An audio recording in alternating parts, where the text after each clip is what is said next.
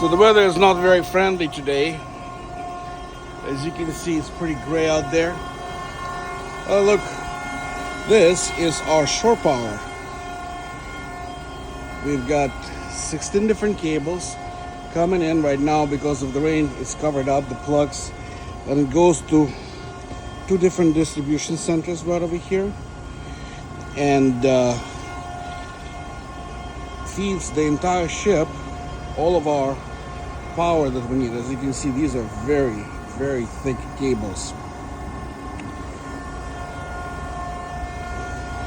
and that's where they go. They come around here, then further down, and then off the ship.